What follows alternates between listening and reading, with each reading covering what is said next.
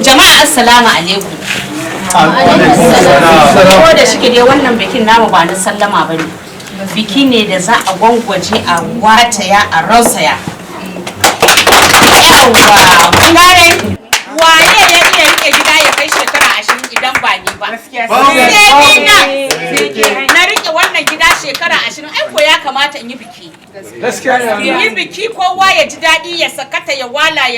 ya rausaya. Kuma a cikin wa'annan bikin da zamu yi akwai wa'anda suka dafa mana suka taya mu rike gidan nan har gidan nan ya kawo wannan lokaci kamar su Alhaji Abdullahi da baka da kuma Alhaji Yawale duk su ne manya da suka ke mana gidan nan su Alhaji Yawale da bazan su muke rawa a wannan gida da ba din Alhaji Yawale ba da sai in ce wayo Allah ni yanzu gidan nan da ya zama ba ni da bajin Alhaji Abdullahi nera ma tsorarsa take ji kuma kun ji magana nera tsorarsa take ji shi yasa in gaya muku dalili kenan su ne suka rike mana wannan gida da taimakon su suke kula da ku da ni da dukkan wanda na aje a wannan gida da kuma babban kawalin Alhaji Abdullahi kun ganshi nan wanda idan ya bashi ya kawo sai ya dan gabtar gefe amma fa ina ci masa mutunci kuma kun san ba Hajiya wallahi ko Abuja akwai 50-50 wato cikin irin wannan shirin da muke yi na wannan hidimar biki sai na ga cewa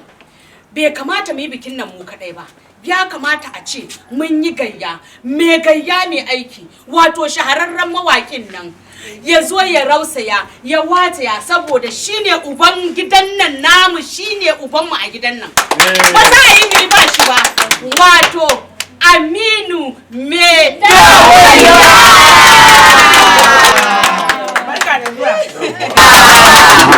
yawwa mandiya ba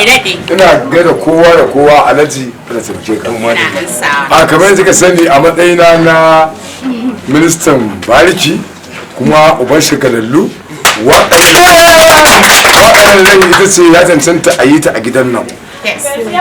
amma ni a ragargaje a juya wani waƙar da zan yi ta cancanta da gidan ne